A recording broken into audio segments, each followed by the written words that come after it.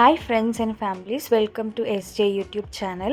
On back அப்புறம் இன்னைக்கு தான் நான் வீடியோ போஸ்ட் பண்ணியிருக்கிறேன். இதுக்கப்புறம் நம்ம சேனலில் வீடியோஸ் கண்டினியூஸாக வரும். பிரேக்ஃபாஸ்ட்டுக்கும் லஞ்சுக்கும் என்ன பேக் பண்ணிக்கிறேன்னு சொல்லி பார்க்கலாமா? பிரேக்ஃபாஸ்ட்டுக்கு நூடுல்ஸ் எப்படி செய்யுதுன்னு பார்க்கலாமா? ஃபஸ்ட்டு ஒரு பேனில் நூடுல்ஸ் போட்டுட்டு அதை வச்சு எடுத்துக்கணும்.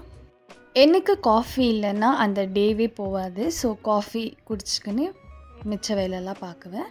இதுக்கப்புறம் நம்ம சேனலில் வீடியோஸ் கண்டினியூஸாக வரும். ஸோ இன்னும் யாராச்சும் சப்ஸ்கிரைப் பண்ணாமல் பார்த்துட்டு இருந்தால் நம்ம சேனலில் ப்ளீஸ் டூ சப்ஸ்கிரைப். வீடியோ பிடிச்சிருந்தா மறக்காமல் லைக் பண்ணிவிட்டு கமெண்ட் பண்ணுங்கள். நூடுல்ஸ் வெந்துச்சு, அதை வார்ம் வாட்டரில் காட்டி செப்பரேட்டாக எடுத்து வச்சுக்கலாம். பேன் வச்சுட்டு தேவையான அளவுக்கு ஆயில் ஊற்றிக்கலாம். ஆயில் நல்லா ஹீட் ஆகிட்டு மேலே ஸ்மாலாக சாப் பண்ணி வச்சுக்கிற பூண்டு, அது கூடவே வெங்காயம் போட்டுட்டு நல்லா கோல்டன் ப்ரௌன் வர வரைக்கும் ஃப்ரை பண்ணிக்கலாம். கிட்ட சில்லி ஃப்ளேக்ஸ் ஆரியானோ இருந்தால் கூட நம்ம அதில் ஆட் பண்ண டேஸ்ட் இன்னும் நல்லா என்ஹான்ஸ் பண்ணி கொடுக்கும். அது கூடவே சாப் பண்ண டொமேட்டோ ஆட் பண்ணிக்கலாம். டொமேட்டோ போட்டுட்டு அதுவும் நல்லா ஃப்ரை பண்ணிக்கலாம். இதுக்கு கொஞ்சம் பெரிய சைஸ் டொமேட்டோ இருந்தாலும் ஓகே.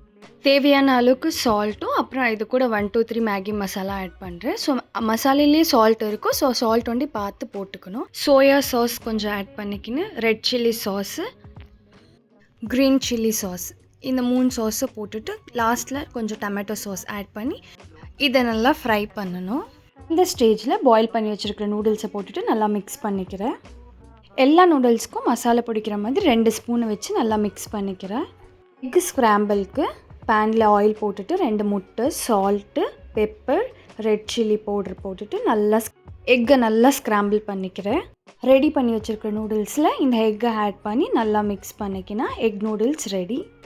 பிரேக்ஃபாஸ்ட்டுக்கு நூடுல்ஸ் நான் பேக் பண்ணிவிட்டேன். இது கூடவே கொஞ்சம் டொமேட்டோ கெச்சப் வச்சு சாப்பிட்டா இன்னும் கொஞ்சம் டேஸ்ட்டாக இருக்கும்னு சொல்லி கொஞ்சம் டொமேட்டோ கெச்சப் வச்சுட்டு ஆஃப்டர்நூன் லஞ்சுக்கு ஒயிட் ரைஸும் கீரை குழம்பு, ஃப்ரூட்டுக்கு கொஞ்சம் பப்பாயா கட் பண்ணி வச்சுருக்கிறேன். ஸோ இவ்வளோ தான் இன்றைக்கோட breakfast and lunch recipe. So உங்களுக்கு இந்த வீடியோ பிடிச்சிருந்தா மறக்காமல் லைக் பண்ணுங்கள், ஷேர் பண்ணுங்கள், நம்ம சேனலை சப்ஸ்கிரைப் பண்ணுங்கள். தேங்க்யூ ஃபார் வாட்சிங்.